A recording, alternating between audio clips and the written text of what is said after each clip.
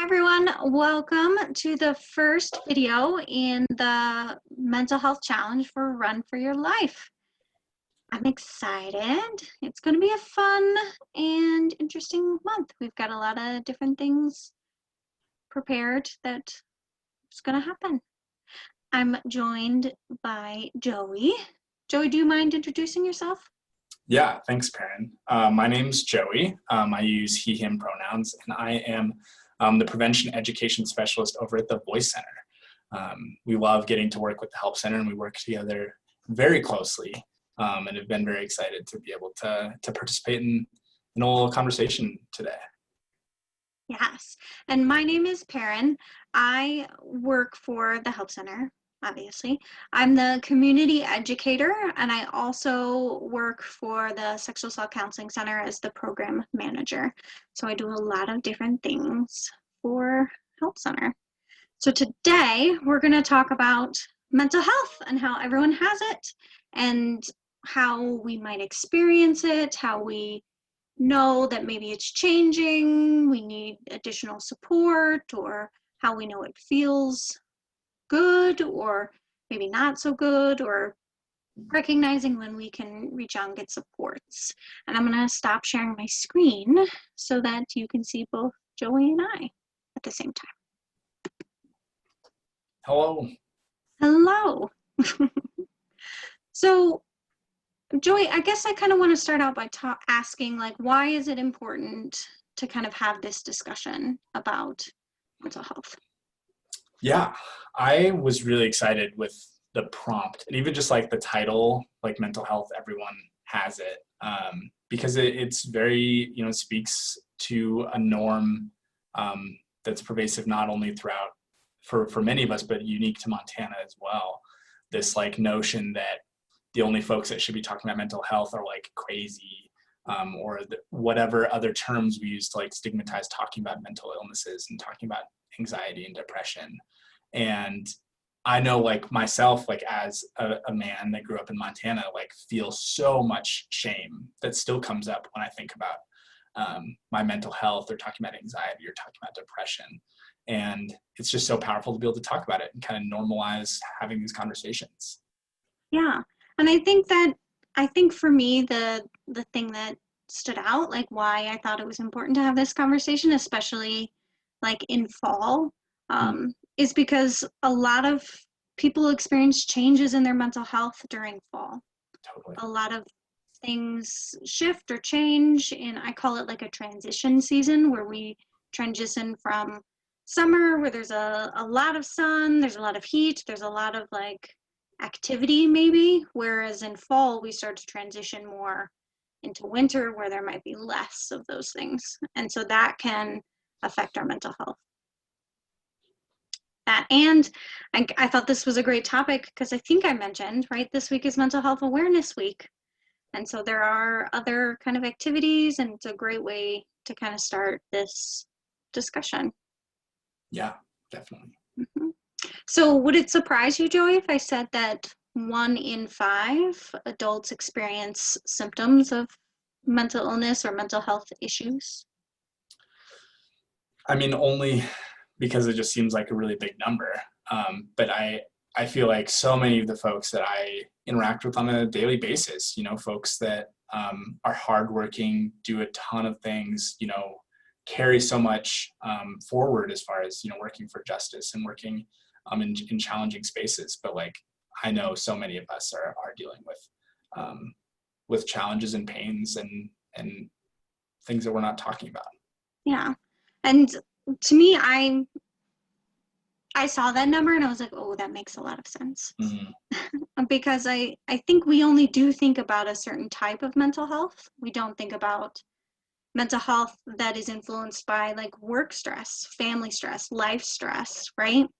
That we just have like a year or 2 years that are tougher than maybe years that we've had before, or years that we will have in the future. Or maybe we have like every couple of years things get rough for a couple of months, right? And that can be things like financial stress. All kinds of things can influence that. And so I'm not surprised by that, because human beings go through rough stuff. And 2020 has been a rough year, right? We've we're in the middle of a pandemic and trying to figure out what that means, of like how to stay safe and how do we support each other. And we know the CDC ran a study in June. It was a small study, only about 5,000 people responded, but 40% of those people indicated that they were experiencing increased depression and anxiety. Um, so it's been a tough year, and we might not have noticed yet, but we might be experiencing stress, or we might be experiencing things that could be like anxiety or depression. Or maybe we do notice, we're just not sure what it is. Yeah, absolutely. And I think back to where I was at the beginning of the beginning of 2020, and like thinking about how like I was perceiving how strength needed to come up in me, that like I wanted to be so resistant to like feeling stress during this time. I wanted to go into like super cerebral, like I know what to do, I'm doing all the things, I'm wearing my mask, and not like really taking stock of like how that was affecting me emotionally, and like Yeah. made it very hard to do a bunch of things that in a normal year were not at all fatiguing or not at all challenging to imagine doing. Yeah. So I'm wondering, kind of moving into, I would call it kind of like the part of this that feels really important is, what do they feel like? So I spoke with coworkers and friends to kind of get like, what does it feel like to be stressed, or to notice that depression could be present, or anxiety? So I'm wondering for you, Joy, what are things that you notice for you, or things that you have spoken with friends about? Like, what are those things that you notice that might be suggesting, whoop, something's going on for me? Yeah, I really appreciate that question, Perrin. I don't think I've often identified myself as like a particularly anxious person.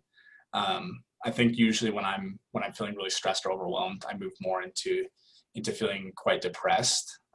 But this year especially, it's been so much more like overstimulation of so many different things, and I feel it in my body as this like I just have this like nuclear energy that I'm just like totally insatiable and I can do anything, but any task just seems stupid and I can't do it. Like even though I have like limitless energy, I have like nowhere to put it. Like Yeah, nothing that feels meaningful to put it into. yeah. That's actually exactly one of the ones that someone described to me, was this space of like, I feel really restless, like especially when it comes to anxiety. Like the person's body had a lot of energy, but then couldn't figure out what to do with it. Like knowing that there are tasks that have to be done, but just not being able to choose them. Mm, Like they're just moving by so quickly, you couldn't yeah, like land on one. yeah, definitely resonated with that. Moving by so quickly, just like yeah, feeling like there's just or even just at times like there's not even a point. Like it's like there's just going to be the next thing and the next thing and the next thing, and like I don't want to do any of it, even though I feel so badly like I want to do something. Yeah. Yeah. And I know anxiety for me often comes out that way, in this space of like, I have this, I'm going to use a lot of food analogies because food Yeah. is like one of my ways that I cope, um, which is also like healthy and an unhealthy coping. But I have a plate full of food, but I can't choose what to start with. Like I just have all these things, and I can't figure out which one to start on. So I have thoughts that start saying things like, you can't do this, because Mm, I can't choose. Like I can't jump upon the thing to start. And so the anxiety starts like saying things, you can't do this, it's going to be like this forever, things like that. yeah, that that things are going to be like this forever. Like that's big. Yeah. I had a coworker describe it as like a frenzy in their chest. Like that's how anxiety starts, is they can feel like this energy, this frenzy in their chest. And when they notice that, they know that like, okay, so something is making me anxious. It's a really, really powerful imagery. Yeah. I had a friend call it a sugar rush. Like anxiety was like a sugar rush, but you didn't eat anything. And I was like, oh, that's good. Like I immediately understood what that meant. Yeah, that's really fascinating. What about depression? Yeah, I this is the one that I feel like shows up most in the circles where I was able to kind of talk with folks about how these things come up. Um, and just about everybody I talk to, as well as like how I experience for myself, is like this some sort of weight, like something that makes the normal routine or the normal experience of day to day just feel so much heavier and slower and more fatiguing. Um, yeah, those are the images that so come up, and I know I've heard so many people describe it that way, that it's almost a cliche. Um, but that's certainly like I think I can just like put myself right in that spot right now, just like imagining like that depressive weight of just feeling like just existence is challenging. Yeah. Doing anything is challenging. Yeah, like your body feels heavier. And so like moving around and doing things requires more energy and then that drains Yeah, energy. Yeah. exactly. Yeah. Like a tired, like in the friends and coworkers I spoke with, like just a tired, like I have no reason to be tired, but I am. Like I could just sleep all day, or like feeling like you could sleep, but you can't. Like you wouldn't be able to fall asleep. You would just kind of lay there and like thoughts are constantly running. I had one friend say, and I shouldn't laugh, but I was like, oh, wow, this is a very, very clear that they know depression starts settling in when they start thinking about the fact that start thinking about the what were the words that they used, the impending heat death of the universe. And I was like, whoa, yeah, that feels like one that thought makes sense. Like if you're having a lot of like draining on energy, you're feeling depressed, just having thoughts of like, I can't do this, the energy, I can't put forth the energy to do the tasks that I need to do, you might start thinking about like just like, the universe as a whole and what it's like and yeah. Yeah, that it brings up for me this like I know when I'm like really getting sucked into either my anxiety or my depression, when I just start lingering on that nothing stops, that it's like I can't just stop like doing things for a moment. There's just like one moment will always precede another after another after another, that like I can't just like pause and like take a breath and just like rest. It's like there's Yeah. always, yeah. And I think that's where so much of that weight comes from. I always like have the image of like being sucked into a river. Like I just can't get out of this river, but it just keeps moving, keeps moving, keeps moving. And it's not always, it's not always a turbulent river, but it's still Right. just always moving. It's always in progress. Yeah. Uh, Yeah. I like that image and that thought too of like I just need a pause. I need something to pause so that I can figure out what I'm thinking, what I'm feeling, what's going on, what I need to do. And oftentimes, right, in the world we can't pause things, right? We can't necessarily pause our work, we can't pause our families, we can't pause our friends, right? mm, Mhm. What about stress? And stress is something we all experience stress, right? So there's a level of stress that's like healthy because it motivates us to do things, but there's also a level of stress that's overwhelming, I guess would be the word I would use. yeah, stress. I work alongside, um, in various capacities, a lot of young people, like folks under 25, and just like the stress of having to to just recognize what the world is like right now, and whether it be how we're looking at our politics or our climate or our environment or whatever's happening in the world, and just having to recognize like, whoa, like this is what we have to deal with. Like this is kind of where we're heading. Yeah. And the immense, deep, like cracking stress that comes with that is something that I've been wrestling with a lot. And I know like folks that I'm around, we've been talking about that a lot recently. Yeah. Yeah. 2020 has been a stressful year, right? We've had to not have contact with people. We've had to change the way that jobs look. Mm-hmm. And that might still be the case. Some jobs might look completely, I know people that still haven't gone back to work. They're still working remotely.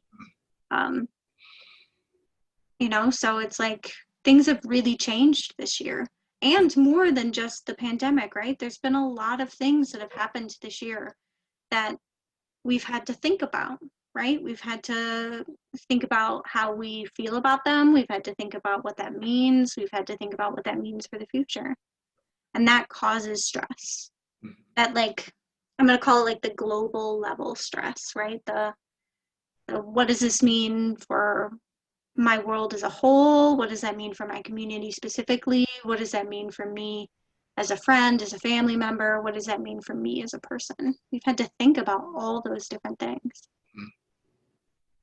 I know for me, there are two things that happen when this is how I know like stress is happening. I feel this like frenzy of like, what's happening? I start to feel like that, and then I want to eat like all the food, just like an entire McDonald's menu. Like, I need one of everything. I'm going to eat it. And that's an indicator for me that stress is there, because I want to not feel it, and I want to eat food instead. And Yeah. so I think about food a lot, which is the unhealthy part of coping with food. Is I want to eat all of it. Yeah.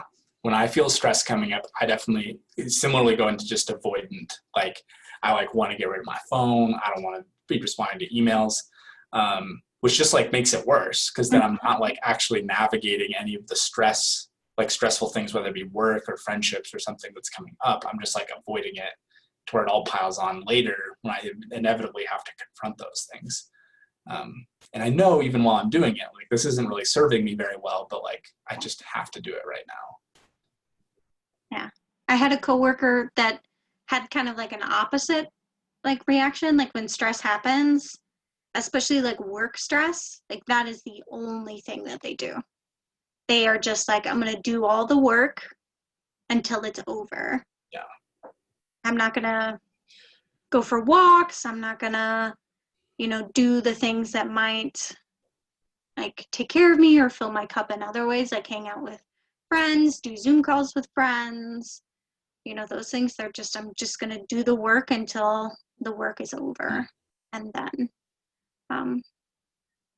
yeah, which, avoiding it over time, probably not, it doesn't serve, as you said, right? Like it doesn't shift the anxiety or change it or the stress. Yeah. Also, when it's the only thing that you focus on, that also doesn't like serve you as well. Totally. It gets the stress over, but at some point you're just continuing to find work to do instead of like doing things that might shift the way that you're feeling, and recognizing that the stress, I no longer have to feel stressed about this.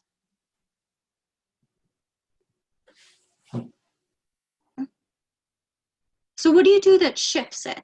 So like you notice that you're starting to feel down, or like those thoughts of like, what's it doesn't matter, those kinds of things. What do you do to like shift it? Yeah, that's something I've been having to kind of like re-navigate through COVID and through everything that's happened this year. For a long time, it's been like exercise.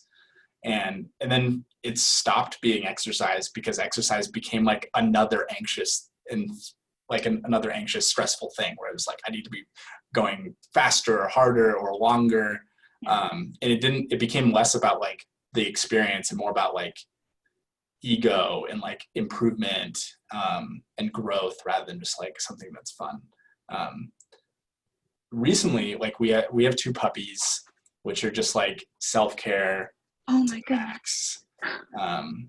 That have been they're so helpful. Just like getting to care for something, and you can't match the excitement of coming home to a puppy. Like that's just like that's a level of love that we don't deserve. Um, and and a lot of cooking.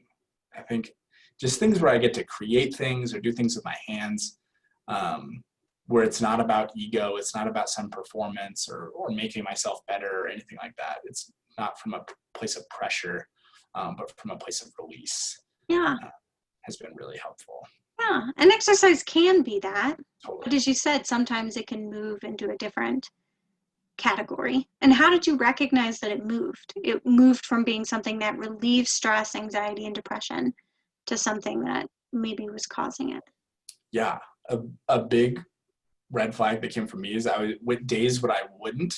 I was feeling a lot of shame and felt a lot of kind of self-loathing, when I wouldn't do something. And I was like, that doesn't really seem like a good balance to be having. Like maybe some days I just don't want to go for a run, and that's also okay. Um, those were sort of the red flags I started to see. Yeah. And like creating, you landed on something that is like, it's like the big picture word that I often think about. Like, oftentimes things that'll help us feel different or could help us feel different, they might not stop the anxiety or they might not stop the depression or stop the stress, right? But it might help us feel something different for a while, which is also really important.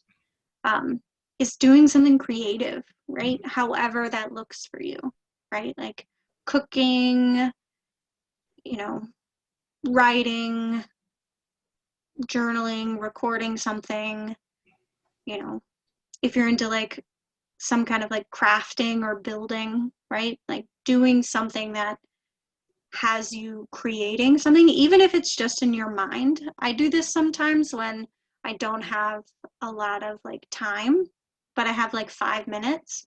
I think about like the next time that I have time, what is the thing that I'm going to do with it?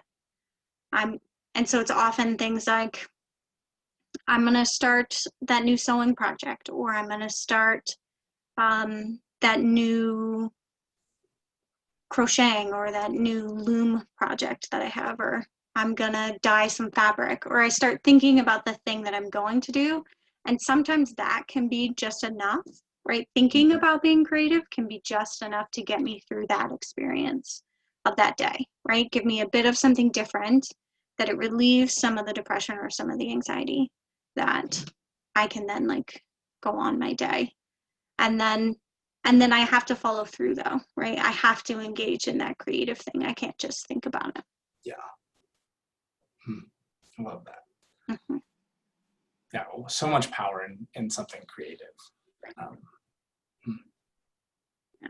And cooking is a great way because it activates the creative, but it also activates eating, which having a healthy eating schedule or having healthy eating habits also takes care of us, right?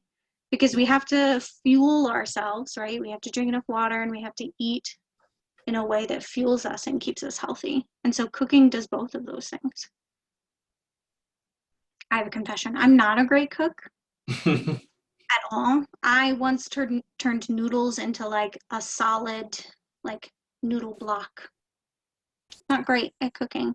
that sounds like something special, though. Thanks. Thank you, Julie. Uh, but I learned over the past 6 months that I can do soup pretty okay, as long as it doesn't have noodles in it. No Like noodles. I can make like tomato soup, like tomatoes from my garden, like blend them up and make tomato soup, and it turns out pretty good. So I That learned sounds that amazing. about myself. I can cook soup. Yeah, soup can be complicated. It can be. You can really riff on soup. And you have to figure out the right balance of like salt or Mm. sweet and fat, and yeah. But yeah, so I learned that, and that was a new way of being creative. It was a new place to Totally. explore. Like I know I'm not great at cooking, but maybe like a soup that doesn't really have anything in it, that's just a fluid I could achieve, you know? So, Yeah. COVID forced a lot of cooking growth for me as well. Like working from home, it's like, I'm just gonna go downstairs and make a snack. And then suddenly I've been cooking for 4 hours and I didn't get any work done. But I learned how to make like a new sauce, but which isn't necessarily very productive, but it definitely felt fun. right? Like it felt different. It felt like something different. Yeah. And things like exercise is great, you mentioned, and like being active in any way, right? Mm, Even if it's just like going for a walk, totally.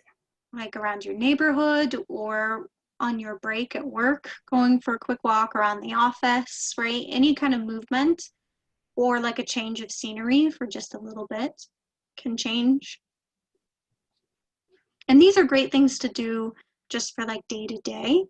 Mm. Like going for walks, puppies, like if you can play with puppies, oh my gosh, so much research has gone into like animals and how they like help us feel different. So that's amazing. And I'm bereft, Joy. You have not mentioned these puppies before. I know. They're a well kept secret. They'll have to stop by the help center at some point. Yeah, that'd be great. And so, yeah, what are other ways, I guess? Like I know over the summer I had to learn new ways of being with people, right? Like Mm. through Zoom or like hanging out in front yards where like there can be a lot of distance and openness versus like sitting on a couch or going places. What does Yeah, that kind of look like for you? Kind of like the being with people. I think I've in some ways had to kind of reclaim. I think when it first began of looking at, wow, I'm gonna have to like interact with so many people virtually. It's just not worth it. I think just kind of reclaiming that and having to change up, what checking in virtually looks like, how we can listen deeply to people around us, people that we care about, um, through a screen or through our phone instead of in person, and just kind of leaning into that and being like, oh yeah, this is like what we have to do right now, and I might as well just kind of try to grow into this. Has been super helpful, and I feel like I have routinely like very powerful and connecting moments with people, even over a phone or via Zoom, Yeah. another medium. But it wasn't easy for sure. Yeah. There still was so much of that feeling starved of like that in-person connection. Is still no doubt present for me. Yeah.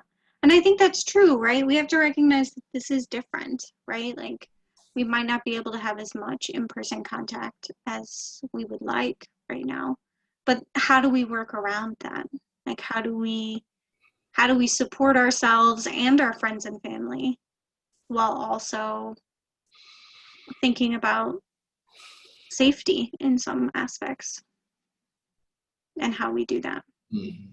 I know that, right, having in-person contact is a stress like when we don't have it, but I also know like people who live with people, like especially because a lot of things have moved to being like remote, right, working from home, that's actually induced a lot of stress, that you're just around roommates or you're around people all the time now, where before you had like space for yourself, where you had space um, from each other, and that's not happening anymore. Mm-hmm. And that can be stressful, right? Where you're like in a house trying to share a space where you're both trying to work and maybe your schedules are a little different and you're trying to figure out how that looks, how that sounds. That can be stress inducing too. But yeah. Yeah, that makes me think of back to the beginning of the pandemic, when like so many couples were having so many challenges with being around each other, and then I saw all these things going around and folks talking about it and articles being written about like, oh, that must mean like those, you're not meant to last, like those are, it's like, whoa, we are not meant to like be around our partners, no matter how much we love them, 24 hours a day, where we Yeah. never get a work escape, we don't get an exercise escape. We're just like eating, sleeping, spending every moment in the same place with other people. Like we were never meant to do that. Like that was never a norm that we got to develop into. Yeah, because humans are like social animals. We need to be around other people, but we also need time to ourselves, right? We need time to like think about things on our own. We need quiet time. We need like space to like just be ourselves sometimes. And that doesn't mean as far as relationships that's a bad relationship that you feel that way, right? That's just how humans work. And Yeah. a part of it is negotiating that, like, right? Like in your workday or like that, how do you set up things of like, okay, I'm gonna be in the living room and for the next hour, that's where I am. Please don't interrupt me. Please don't talk to me. Please, in that time, like you take time as well, right? So figuring out how to negotiate, like having your own space, your own like area to do things, right? Yeah. Yeah. Negotiating boundaries does not mean that we hate someone. Yeah, exactly. Just part of navigating relationship and connection and Yeah. space with other people. Mm-hmm. Exactly. Trying to think, what are other things that I do or that I've heard when I talk to my coworkers? So like movement of any kind, right? Like Mm-hmm. I exercise sometimes and had to renegotiate how to do that from home, right? Like I don't own weights, right? And so like I had to get like soup cans and like tried to figure out how to do that from home. But when I wasn't doing it, when it was in that area of like, I'll wait and see how this goes, like I could tell that like my mental health shifted because I wasn't taking that space Mm. to do something, to move or to exercise. Mm. Yeah. There was definitely a time in there that was it was very seductive to be um, very isolated and just not going out anywhere Yeah. um, and doing those just normal things that are part of our just moving, our Yeah. moving routine. And sometimes that like having a break can feel nice, right? Like I'm going to just spend this week and all I'm going to do is work and sit on my couch, right? Like Mm-hmm. that sometimes can feel nice, but noticing that if that becomes all the time and that wasn't how I was doing things before, right? Like, yeah, noticing that change.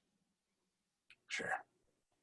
And so we've talked a lot about like things that you can do as an individual, but I guess now I'm wondering about like when like those like things that you do for yourself, right? Like going for walks, doing something creative, connecting however you can with friends and family. Ooh, voice did something weird. Um, when maybe we should reach out for support. Like maybe we should tell friends and family, like, hey, I'm starting to feel different. I don't have the same amount of energy, or I have a lot of energy and I don't know what to do with it. Like when we do that and who we could do that to. Yeah, I think of a lot back to, and I think it might be a shared definition that Help Center uses to like describe a crisis as like when I think of when I want to refer someone to different resources or to talk with a professional, I'm thinking a lot about like, oh, what are their coping skills? What are their coping mechanisms? And when they're basically just like, I have used all of my coping mechanisms and none of them work.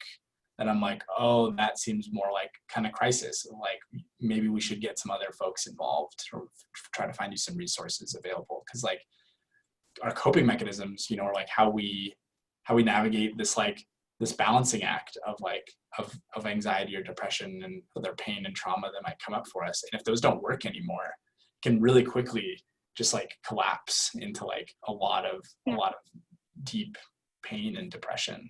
Yeah. So it's like noticing when in the past exercising would would lead you to feeling really good. You'd feel relaxed and like you achieved something, you had a goal.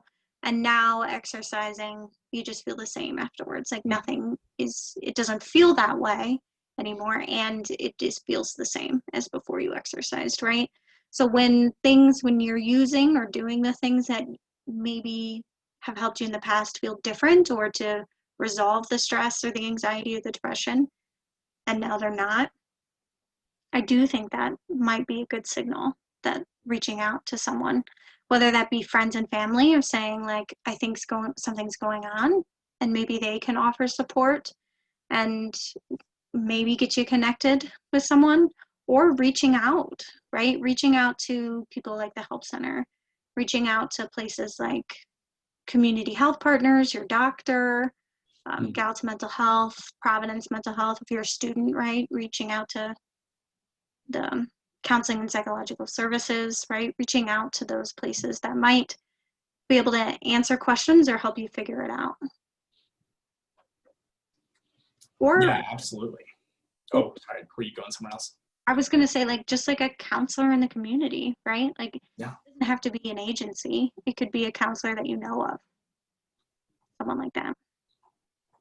And I think that one thing I just like want to highlight, and it kind of comes back to that discussion at the beginning of like normalizing these things, is it doesn't have to be like, I don't have to be like in severe distress before I can like use those resources. Yeah. Like I don't have to be like collapsing and in on myself and just like unable to navigate the world before I like call the help center or before I see a counselor. Yeah. Like we all have the right to like take care of our mental health. Yeah. And it doesn't have to just be like crisis mode is the only time we get to seek help or like reach out to our friends. Like we can norm having these conversations and using resources. Yeah, exactly. Like the second it feels like, oh, I'm starting to feel like a heaviness in my body, or, I had this thought about the universe. Like as soon as something like that happens, of saying like, okay, I'm going to let someone know. I'm going to talk about this, because that's how and that's how humans take care of mental health sometimes, right? And it's not saying that mental health means there's something wrong. It just means that that's what's happening right now. Yeah. And sometimes you need support. I do have a slide. I'm going to share it. That kind of gives some numbers for possible resources. I've included, which I think is amazing, so the montana211.org, we've included a way to search for your own, or to search for private practitioners on the website. So in Gallatin County, you can search for like a counselor, someone who can support you. And you can search for like your type of insurance. You can search like what you want to talk about. And so I think that can be really helpful. Or you could call the help center or 211 and they can help navigate that too. Yeah, look at all these great resources around here. They're pretty great. Wow. So what's one thing that we can kind of add as we wrap up, Joey, of like something that might be that we do to support ourselves, or things that we do to support others? One thing that I've just been thinking about recently is like reclaiming the need to like heal as like a right for us. Like it's something that we're all allowed to do, something that we all deserve to do.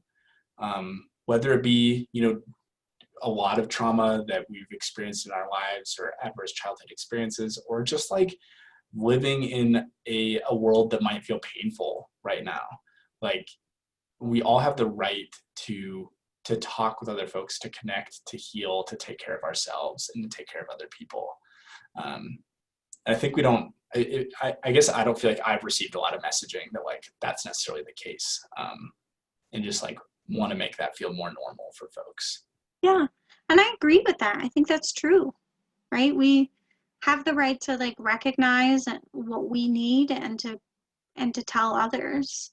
and to ask for support and to check in with others about how they're doing. And I think that's really important. It's like, we might notice in ourselves that, maybe we're, to speak for myself, maybe I'm eating more. Mm. And maybe I'm just thinking about how there are too many things to do, but also recognizing that maybe my friends and family are going through something similar. And maybe I should check in with them too about how they're doing. And that's not like invading their privacy. That's not like hurting them in any way. That's actually supporting them, right? And showing that you care and you want to be there with them. Mm. Yeah, I love that point of like reaching out to other people doesn't mean you're like invading them or attacking them. It's just like care. You're thinking about somebody and you want to make sure that they've got what they need or that you're there for them. Well, thank you, Joey, for joining me in this conversation about mental health and kind of everything that's happened this year and things that we can kind of do to support ourselves or notice. Thank you. Yeah, of course. I take any opportunity to team up with the help center on something. Um, thanks for having me on. Of course. Thanks everyone for watching, and you'll definitely see me again. And you might see Joey again this month as we do more challenges and videos. Thanks. Yeah.